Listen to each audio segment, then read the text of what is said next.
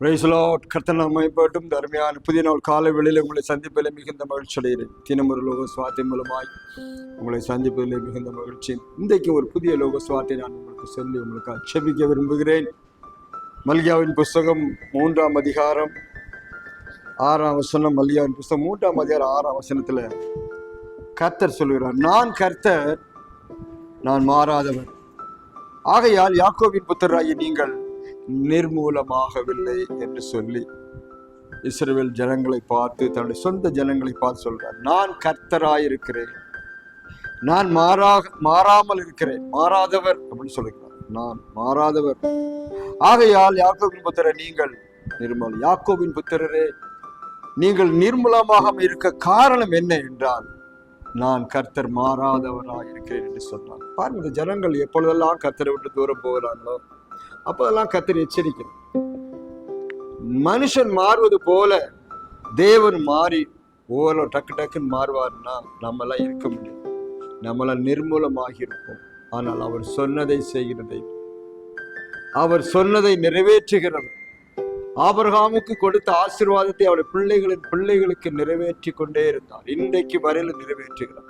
இன்றைக்கு ஒரு ஆசீர்வாதம் கடந்து வருமானால் அது ஆபிரகாமின் மூலமாய் வருகிறது. ஏன்னா அவர் மாறாதவர். அவர் சொன்ன காரியத்தை நிறைவேற்றி முடிக்கிறார் ஆண்டவர் என்று சொல்லி அவர் நான் கர்த்தர், நான் மாறாதவர். ஆண்டவர் நேற்று இன்று என்றும் மாறாதவர் என்று சொல்லப்பட்டிருக்கிறது. இந்த மாறாத ஆண்டவரை ஆராதிக்கிற அப்படின்னா, அந்த ஆண்டவரை நேசிக்கிற அப்படின்னாலே நாம் நிர்மூலமாகாமல் இருக்கிறோம். நமக்கு தண்டனை கொடுக்க போனா, நமக்கு குற்றங்களுக்கு அவர் தண்டனை கொடுத்தா நம்ம தாங்க மாட்டோம். யாக்கோபை பார்த்து கர்த்தர் சொன்னார், நான் உனக்கு சொன்னதை செய்ய வரேன், நான் விட்டு விலகாமல் உன்னை கைவிட மாட்டேன் என்று சொன்னார். நான் உனக்கு என்ன சொன்னனோ அதை நிறைவேற்றி முடிப்பதற்கு 1000 பிரச்சனை வந்தாலும் அதுவரை நான் உன்னை கைவிட மாட்டேன். வாழ்க்கையிலே உன்னுடைய சித்தம் நடக்கும் என்று சொன்ன இந்த நாட்களில் அருமையான தேவனுடைய பிள்ளைகளே, கர்த்தர் எப்படி யாக்கோபின் ஜனத்துக்கு, யாக்கோபின் சந்ததிக்கு இறங்கினாரோ, எப்படி இஸ்ரவேல் ஜனங்களுக்கு அவர் மாறாதவராய் இருந்தார், அதே போல இந்த காலையில் உங்களுக்கும் நமக்கும் அவர் மாறாதவராய் இருக்கிறார்.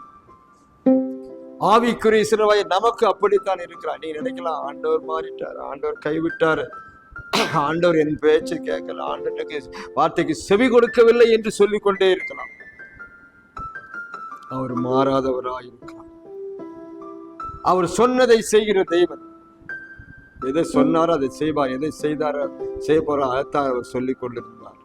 அவருடைய வார்த்தையும் அவருடைய செய்களும் ஒரு நாளும் மாறாத. அதாவது நான் கர்த்தர், நான் மாறாதா இருக்கிறேன். இன்றைக்கு அதே போல மாறாத இருக்கிற ஆண்டவர் இன்னைக்கு நம்ம பார்த்து சொல்லுகிறார், நான் உன்னை ஆசீர்வதிக்கவே ஆசீர்வதிப்பேன், உன்னை உயர்த்தவே உயர்த்துவேன் என்று சொன்னார். நான் உன்னை கானானை கொண்டு சேர்ப்பேன் என்று சொன்னார். அவர் வேலையில் அவர் உண்மையா இருக்கிறார், சொன்னதை செய்கிறார். இன்றைக்கும் உங்க வாழ்க்கையிலே பல வருஷங்களுக்கு முன்பாக சொன்ன வார்த்தையை அவர் இப்பொழுது நிறைவேற்ற வந்திருக்கிறார். அது என்ன சொன்னார்னு உங்களுக்கு தெரியும். அவர் மாறாமல் இருப்பதனாலே இந்த நாட்களிலே அந்த ஆசீர்வாதத்தை உங்களுக்கு கொடுக்கும்படி, அதை வாழ்க்கையில் நிறைவேற்றும்படி கர்த்தர் விரும்புகிறபடினாலே இந்த காலையில் உங்களோடு பேசிக்கொண்டு இருக்கிறேன். நான் உங்களுக்கு எதற்காக உன்னை அழைத்தேன், அதற்காக நான் பிரித்தெடுத்து சோதரன். ஆண்டவர் எல்லாரையும் ஒரு அழைப்பை அழைத்து வைத்திருக்க, ஒவ்வொரு வேலைகளை செய்ய நம்மை அழைத்திருக்கிறார். அந்த அழைப்பை நிறைவேற்றும்படி எந்த சூழ்நிலையா இருந்தாலும் நிறைவேற்ற வல்லவராக இருக்கிறார். அதனாலதான் அவர் மாறாதவர் என்று சொல்லப்பட்டிருக்கு. நாம தான் மனுஷன், நாசியில சுவாசம் உள்ள மனுஷன் மாறி மாறி போயிருக்கான். நாசியில சுவாசம் உள்ள மனுஷன் நம்பாதே, அவன் மாறுவான், அவன் அழிந்து போவான். அவனுடைய வாழ்க்கை, அவனுடைய வார்த்தை மாறிக்கொண்டே இருக்கும். நாசில சுவாசம் இல்லாத மனுஷன் நம்பலாம், அது மாறவே மாறும். அதுதாங்க சொல்லப்பட்டு. அப்படினால் இயேசுவானவர் கர்த்தர் சொல்ல, நான் மாறாதவராய் இருக்கிறபடினால் இந்த நாட்கள் அருமையானவர்களே, ஒரு மாறாத தெய்வம் நமக்காக இருக்கிறார். அவர் உங்களுக்கு சொன்னதை நிறைவேற்றுவார். எத்தனை வருஷமானாலும் பரவாயில்ல. ஆபிரகாமையை பார்த்து சொன்ன, ஆபிரகாமே, உன் சந்ததிக்குள்ள ஆசீர்வாதம் வரும், நான் உனக்கு ஒரு பிள்ளையை கொடுப்பேன் என்று சொல்லி 25 வருஷம் ஆச்சு, ஒன்னும் நடக்கல. ஆனாலும் அவன் விசுவாசித்திருந்தான். கர்த்தர் சொன்னதை செய்ய வந்தான். அவர் வாக்கு மாற மாட்டாருன்னு நம்பினான். அந்த நம்பிக்கை தான் அவருக்கு ஈசாக்கு கடைசி நாட்களிலே பிறந்தான். அந்த ஈசாக்கு தான் யாக்கோபை பெற்றார். அந்த யாக்கோபு தான் 12 பிள்ளைகளுடைய 12 பிள்ளைகள் இஸ்ரவேலாய் மாறினார். அந்த இஸ்ரவேலா யாக்கோபு பாருங்க, யாக்கோபு இஸ்ரவேலா மாற்றப்பட இஸ்ரவேலுக்கு 12 பிள்ளைகள் 12 கோத்திரமாய் மாறினார்கள். இன்றைக்கு இருக்கிற இஸ்ரவேல் அவர்கள் தான். அருமையான பிள்ளைகளே, கர்த்தர் வாக்கு மாற. இன்னைக்கு உங்க வாழ்க்கையில நம்முடைய ஆசிரியர் பேர் எனக்கு சொல்லி இருக்கலாம். அது உங்க வாழ்க்கையில இந்த காலை வேளையில செய்ய வந்திருக்கிறார். நீங்க விசுவாசிங்க, என் கர்த்தர் வாக்கு மாறாதவர். அவர் என்ன செய்வார் சொல்லுங்க? நாம் நிர்மலமாகாதபடி பாதுகாக்கிறதுக்கு அவர் ஆவலாயிருக்கிறார். நாம தான் மாறிட்டு இருக்கிறோம். நான் செய்வேன்னு சொல்லுவோம், செய்ய மாட்டோம். கொடுக்கிறேன்னு சொல்லுவோம், கொடுக்க மாட்டோம். ஜெபிக்கிறேன்னு சொல்லுவோம், ஜெபிக்க மாட்டோம். ஊழியம் செய்கிறேன்னு சொல்லுவோம், செய்ய மாட்டோம்.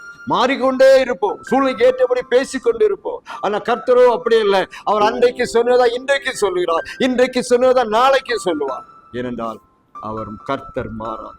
இன்றைக்கு மாறாத ஆண்டவர் உங்களை ஒரு ஆசீர்வாதத்துக்குள் வைத்திருக்க மாறாதபடி செய்வார். இன்றைக்கு ஒப்பு கொடுப்பீங்களா? நீங்க நம்புறீங்களா? அவர் விசுவாசிக்கிற எத்தனை மக்கள் பேசிக்கொண்டிருக்கிறார்கள். சோத்திரம். வாழ்க்கையெல்லாம் தலைகளாய் போயிடுச்சு, ஒண்ணுமே நடக்கலை என்று சொல்லுகிறார். அப்படி ஒருவேளை நடக்கிறதுக்கு தாமதமா இருக்குமானால் வேற எதுவுமே இருக்காது. நம்முடைய கீழ்ப்படியாமை தான் இருக்கும். நம்முடைய ஆண்டவருக்கு பிரியமா நடக்காத தன்மை தான் இருக்குமே ஒழி அவர் செய்யறதுக்கு ஒன்றும் பிரச்சனை.